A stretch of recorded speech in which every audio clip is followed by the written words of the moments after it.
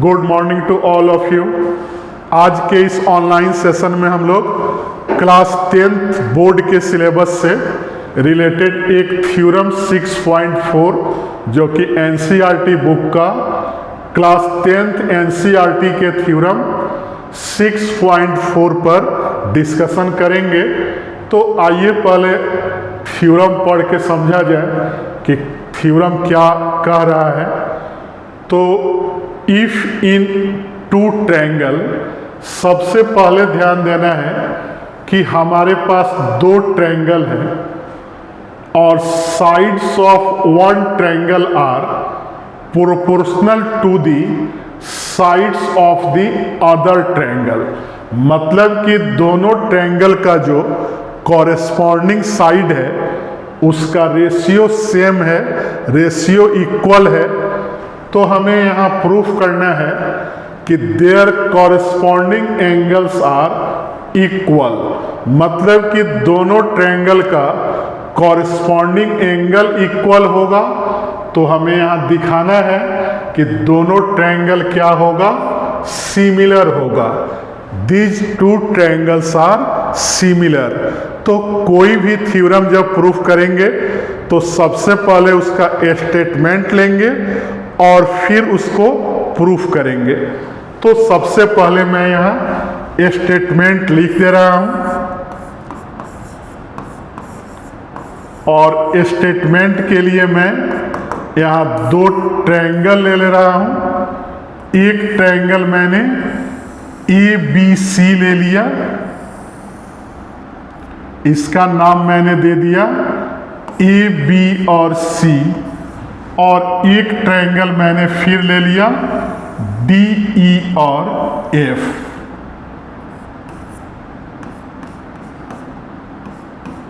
और इसमें क्या इंफॉर्मेशन दिया हुआ है तो मैं लिख दे रहा हूं कि in triangle ABC and triangle DEF question में दिया हुआ है कि कॉरेस्पॉन्डिंग साइड का रेशियो क्या है, इक्वल है। तो पहले का साइड AB ले लिए और AB से DE का, फिर BC साइड का कॉरेस्पॉन्डिंग क्या है, EF का, और AC के कॉरेस्पॉन्डिंग क्या है, DF का। रेशियो इक्वल है। देन हमें क्या प्रूफ करना है, we have to prove that, हमें प्रूफ करना है कि angle A equal to angle D, angle B is equal to angle E और angle C is equal to angle F। मतलब कि कॉरेस्पॉन्डिंग साइड का रेशियो सेम है। तो हमें एंगल को इक्वल प्रूफ करना है। तो इसके लिए सबसे पहला इंफॉर्मेशन लेंगे कि D के लेंथ का एक लेंथ यहाँ ले लेंगे AP और DF के लेंथ का एक लेंथ हमने यहाँ ले लिया AR और P और R को हमने मिला दिया। तो यहाँ मैं लिख दे रहा हूँ प्रूफ में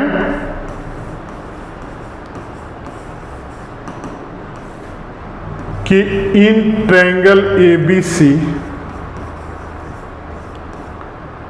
take 2 points,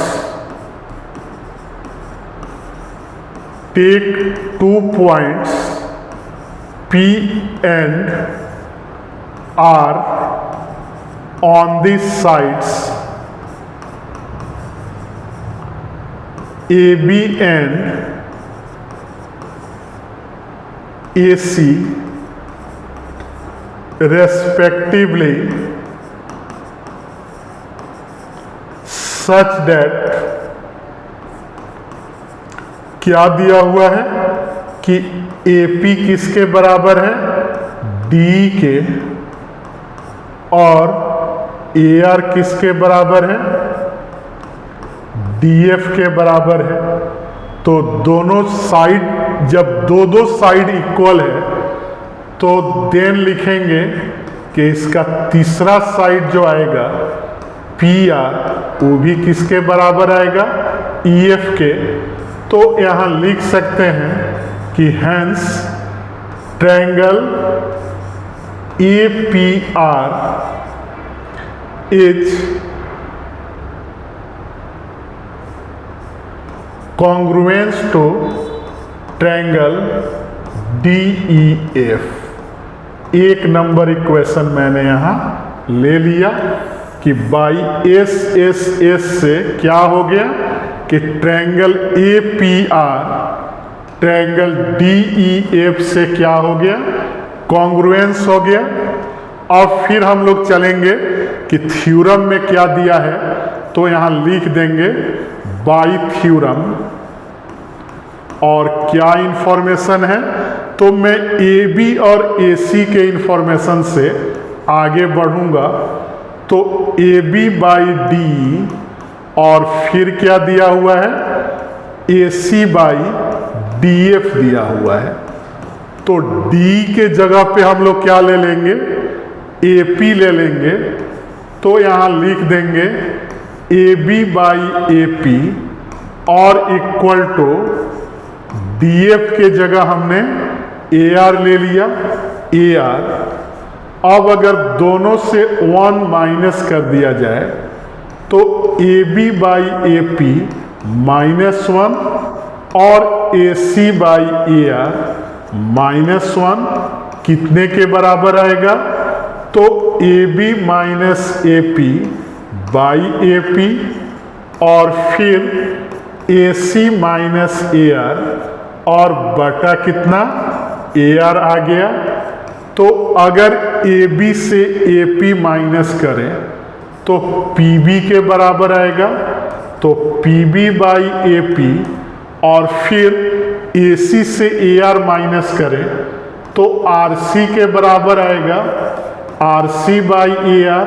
तो इसको ऐसे भी लिख सकते हैं कि AP बाई PB और AR बाई RC अगर दिया हो, यहाँ मैं फिगर से भी बता दे रहा हूँ, AP बाई PB और AR बाई RC दिया हुआ हो, तो हम लोग क्या बोलेंगे कि PR जो है BC के पैरेलल है, then angle B angle P के बराबर आएगा और दोनों ट्रायंगल क्या है?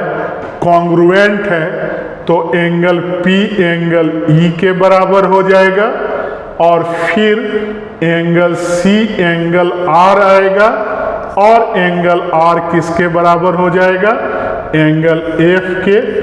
और इसके लिए मैं लिख दे रहा हूँ फ्रॉम 1 से कि दोनों ट्रायंगल क्या था? कॉन्ग्रुएंट था।